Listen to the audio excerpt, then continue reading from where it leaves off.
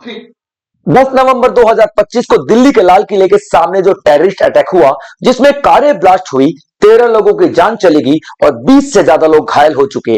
दरअसल इस ब्लास्ट का प्लान 6 दिसंबर 2025 को किया गया था। आपको शायद याद होगा कि 6 दिसंबर 2025 वही तारीख है जिस दिन 1992 में बाबरी मस्जिद को ढहा गया था, गिराया गया था, डिमोलिश कर दिया गया था। तो क्या इस अटैक का सीधा कनेक्शन है बाबरी मस्जिद के डिमोलिशन से? चलिए जानते हैं क्या क्या कनेक्शन निकलते हैं, कहानी कहां से शुरू होती है, कहां को खत्म होती है, हर एक पॉइंट पे बात करेंगे। आप लोग अंत तक बने रहें। तो देखिए, कहानी शुरू होती है एक खबर से। जम्मू कश्मीर की पुलिस और हरियाणा पुलिस को खबर मिलती है कि एक यूनिवर्सिटी है फरीदाबाद में, अल फलाह यूनिवर्सिटी। अल फलाह यूनिवर्सिटी के आसपास जो भी रेजिडेंशियल एरियाज हैं, घर है, वहां पे कुछ ऐसी आतंकवादी गतिविधियां देखी जा रही हैं। कुछ लोग ऐसे संदिग्ध लोग देखे जा रहे हैं जिन पे शक हो रहा है, ऐसी खबर मिली। जैसे ही हरियाणा पुलिस और जम्मू कश्मीर की पुलिस ने यहां पे अटैक किया, ठीक है, अटैक किया, तो यहां पे कितने लोग मिले? 4 लोग, मुख्य रूप से 4 लोग मिले।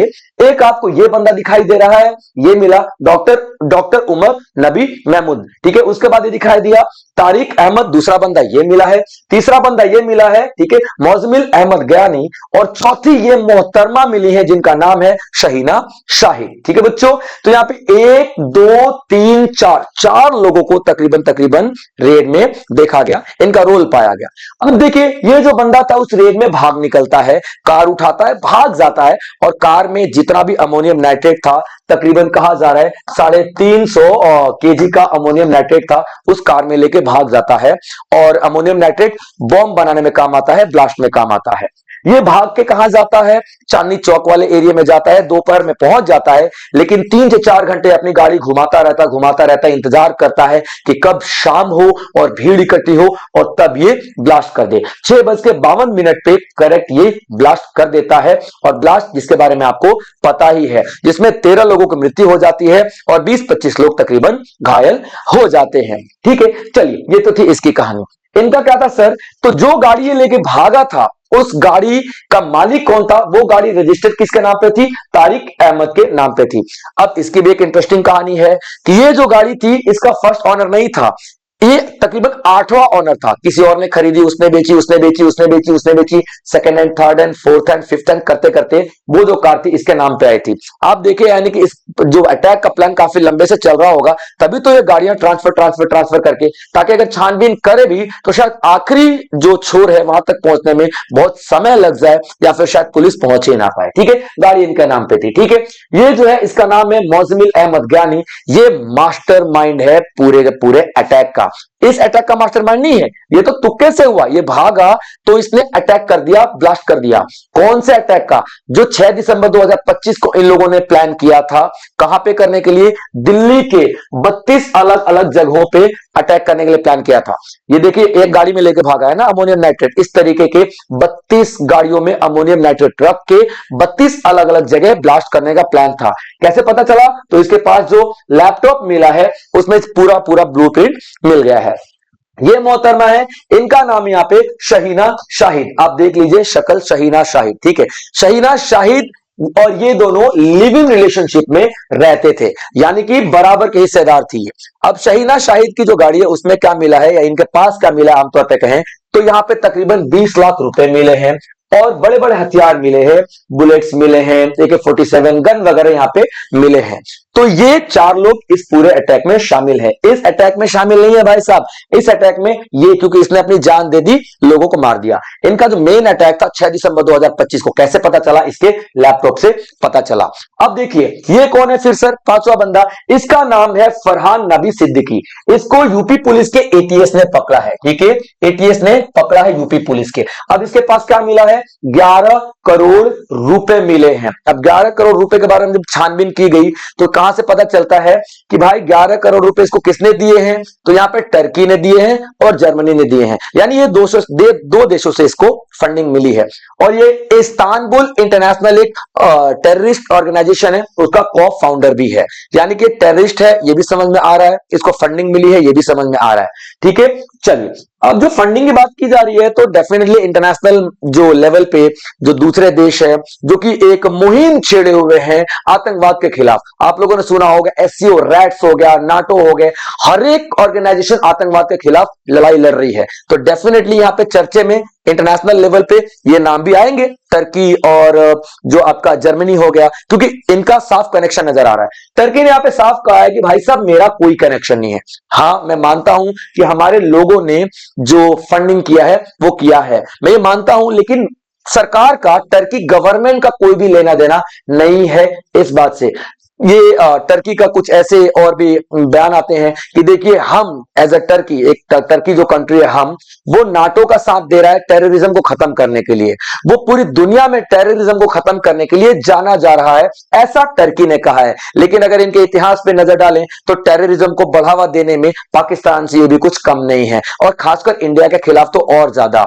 इंडिया के खिलाफ इसलिए क्योंकि देखिए इसके कुछ ऐसे दुश्मन भी है, जैसे ग्रीस हो गया या फिर सिप्रस या फिर अर्मेनिया हो गया, ठीक है, ये कुछ ऐसे सीरिया टाइप के, ये टर्की के दुश्मन है। आप देखिए अगल बगल के जितने भी कंट्रीज है ना, ये टर्की के दुश्मन है, और इंडिया की इन देशों के साथ बहुत ज्यादा बनती है। तो टर्की इंडिया को एक दुश्मन के तौर पे देखता है, और फंडिंग भी मिल गई है, तो साफ तौर पे नजर आ रहा है कि कहीं ना कहीं टर्की यहां पे इन्वॉल्व है। आप चाहे कितना भी इनकार कर दो कि हाँ भैया मेरी इन्वॉल्वमेंट नहीं थी, इससे कोई फर्क नहीं पड़ता है। ठीक है बच्चों, तो ये तो थी पूरा अटैक, और अटैक के बाद टर्की का रोल क्या था ये, ठीक है।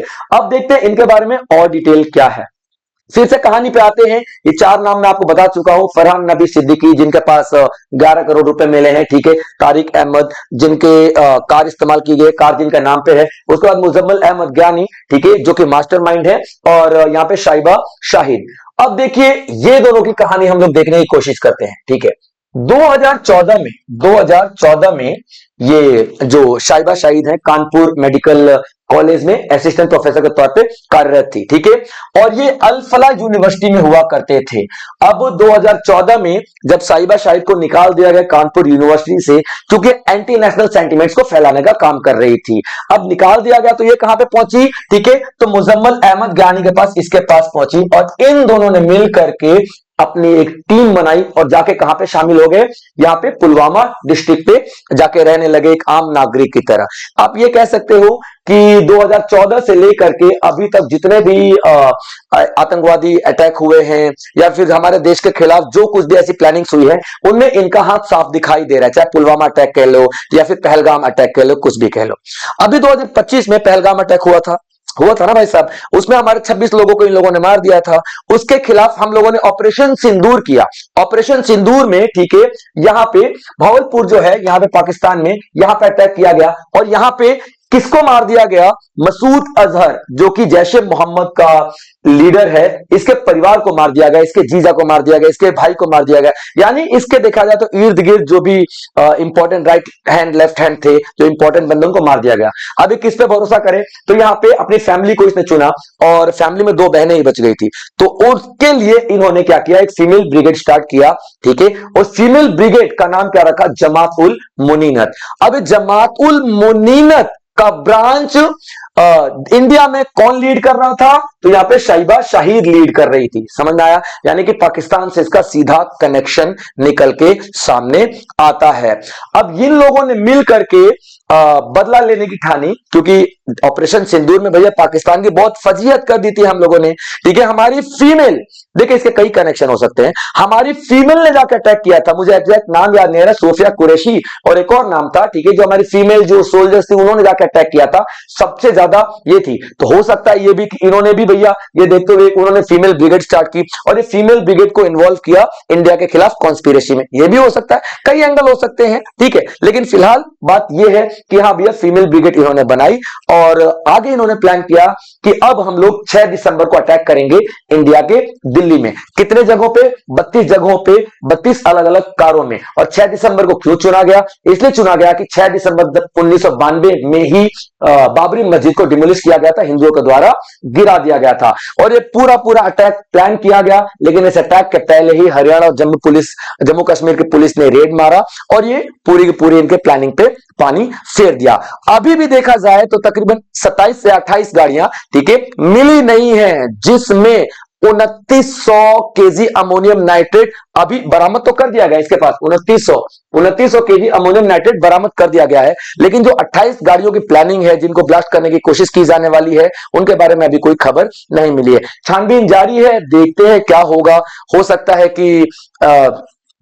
है कि हम इनके मंसूबों को उस तारीख से पहले ही खत्म कर दें। हमारी जिस तरीके से टीम है, हमारी पुलिस है, हमारी आर्मी, इंटेलिजेंस एजेंसी है, जिस तरीके से काम कर रही हैं, तो ये कहीं ना कहीं इनसे उगलवाई लेंगे और आगे चल के ये जो पूरा इनका मंसूबा था, इन सारे मंसूबों को खत्म कर दिया जाएगा। और यहां पे देखा जाए तो खत्म हो ही चुका है तकरीबन तकरीबन। ठीक है बच्चों, तो ये एक तस्वीर में अब दिखाना चाहता था। ठीक है, यही साहब है मसूद अजहर, जो जिनका नाम मैं आपको बताया था। ठीक है, यही आपके इन्हीं के बारे में थोड़ी देर पहले आपको बता रहा था, मसूद अजहर। ठीक है, जिन्हीं के फैमिली को मार दिया गया था। तो ये पूरा का पूरा अभी तक जितना भी खबरों में आया है, जितना भी न्यूज हमको पता है, मैंने आपको दे दिया है। आगे जो भी रिसर्च होती है, जो भी इन्वेस्टिगेशन होती है, उसका जो भी रिपोर्ट्स आते हैं, मैं आपको देता रहूंगा। ठीक है, तब तक के लिए आप लोग अपना ध्यान रखेंगे। जय हिंद।